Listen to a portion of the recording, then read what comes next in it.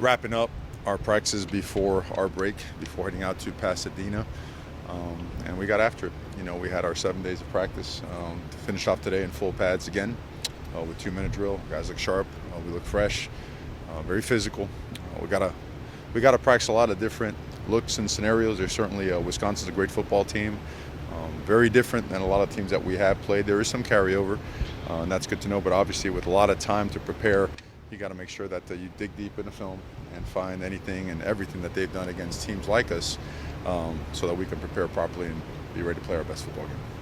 Who is that? Are there games on film you watch where you say, "Hey, we're kind of like that opponent," and so you wonder if they'll do the same thing? Absolutely. But you want to dig back, because I'm sure, like anybody else with this much time, you dig back to the history of the coordinators, similar games, similar opponents, to try to get your best feel for what they're going to do. Obviously, everyone has a base offense and defense, and the principles of those particular schemes will probably hold true, but at the same time, lots of time to create wrinkles and find areas where you can be exposed or have been exposed, and if you haven't fixed them, they'll show up again. And at the same time, spending an enormous amount of time on the fundamentals, on blocking and tackling, on securing the football, throwing and catching, playing with our pads down, our hands inside, playing with leverage, the typical stuff that we do during this time of year to try to improve as a football team.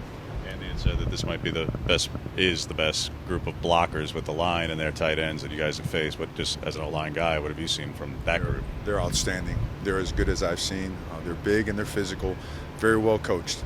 They get on and they stay on blocks. They play with great pad level. They play with great hands. They understand how to block movements and pressures.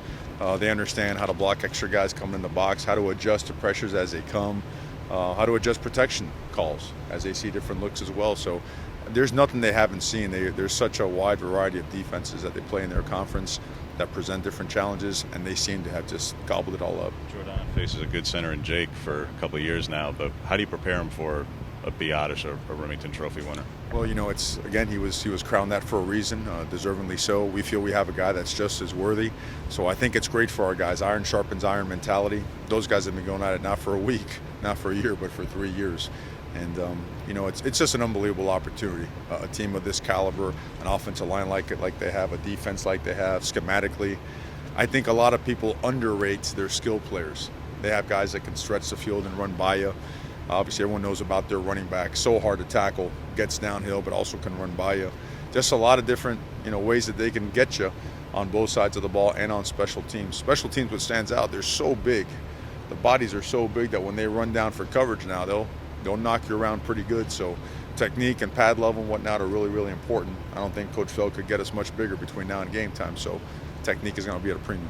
Do you feel like you set a foundation, though, this last week? I mean, you feel okay about where you're at going into this little break? We do.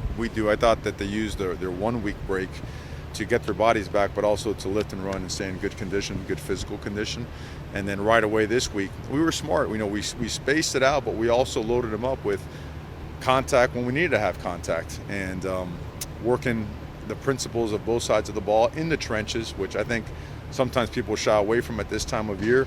With a week off, we felt that we had enough time to get after it and at the same time recover with a couple more days off before we meet in Pasadena. Did you give you guys some homework? A lot of homework all the time. Yes, we are that teacher. We are that teacher that's like, you think you're going to have some time off, and no, but they have a workout plan with them, a fundamentals and technique plan with them as well as test tips and reminders that go with them, so that we want them to spend time with their families and never get too far away from football. When we arrive there, it's going to be hit the ground running. There's several unbelievable events that we have to that we're going to take part in, which we're honored to do so, but that also shrinks your time. And what you don't want is to have your focus and concentration altered as you prepare for a great opponent. How have these extra practices helped the guys that are redshirting or scout team players for next year?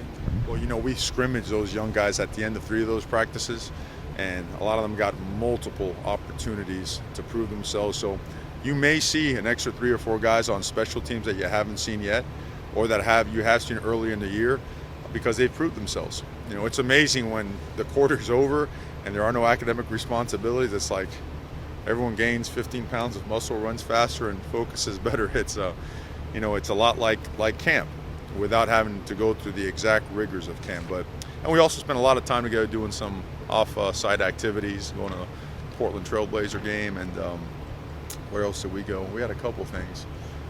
I think we didn't paintball it up this time. Basketball game, we did a bunch of stuff and a lot of eating. We do a lot of eating around here. So as you can tell, we're busting at the seams. Some of our coaches are, me included. Decision on Mike as of yet? Not yet, but it's coming soon. And as you saw, he practiced, and he was practicing full go. We put a red jersey on him so he doesn't get tackled to the ground.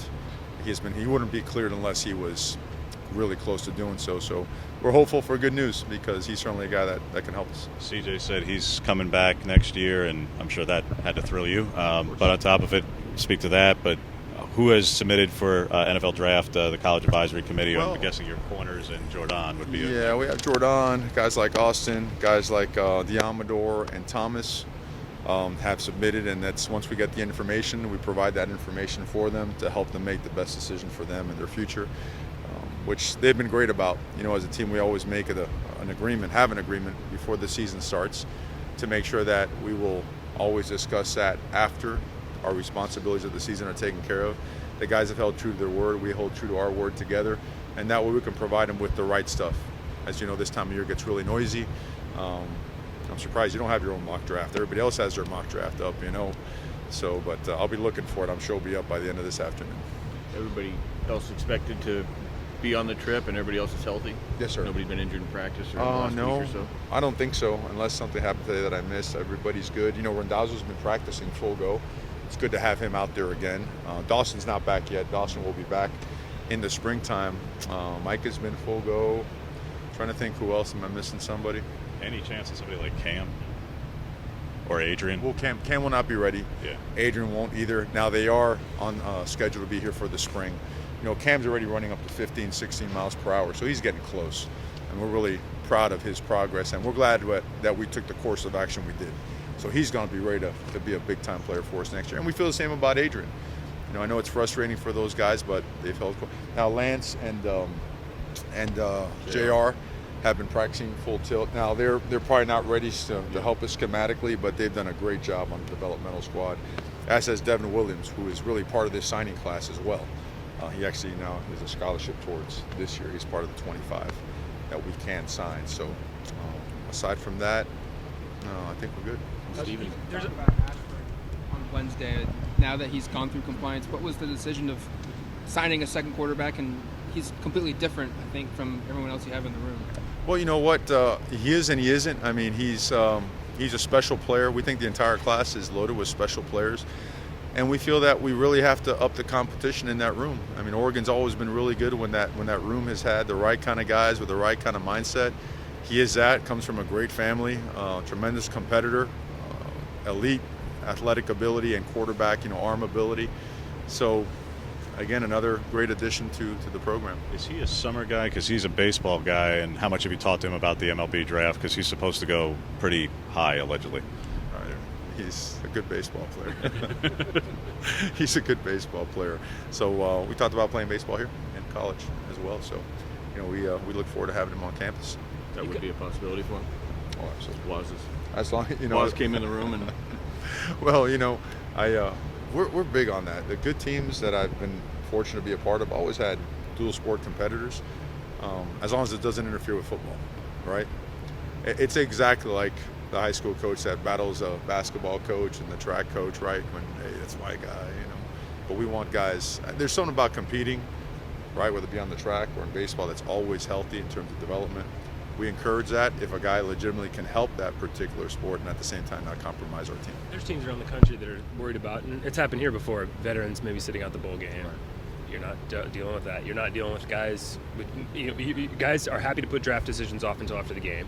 Coach Arroyo's here, so you're not dealing with a bunch of coaching turmoil. So what do you attribute the fact that there could be a lot going on right now, and yet everybody seems to be willing to just dial in on this one thing? They've invested their heart and soul into this thing now. This is a really close football team and a really close staff, and it's been, we are on a heck of a climb and still trying to climb. It means a lot to everybody, and here it's real. There are no false pretenses. There is no miscommunication as to where we stand and what we want to do and what we want to accomplish. So, but yeah, I mean, we're open and honest about that. If a guy's ever to not want to play, that's always somebody's choice. I don't necessarily agree with it unless it's something that's just, I don't know. I'd have to see this arrow, but the guys that are going to play are going to be the ones that are going to be on the plane. And as of right now, we don't have anybody. There were some reports previously about Keith and his potential interest in or pursuit by Marcus to him. There's also been reports since that it looks like Marcus is going in another direction. Keith was obviously on the road recruiting. Can you speak to Keith's future? Will he be staying at this point? Yeah, we feel he's going to be here, and I feel that way about all our coaches. We have really good coaches, and I think every single year we're going to be faced with the same stuff, right? People are going to want to come get a little bit of, what you do, like the secret sauce, right? How come things are going really well? So I think it's a compliment, right? I mean, they're coming to get you because you're doing poorly or because you're doing well. So let's stay on that good side of that line, right? And no, but you know what?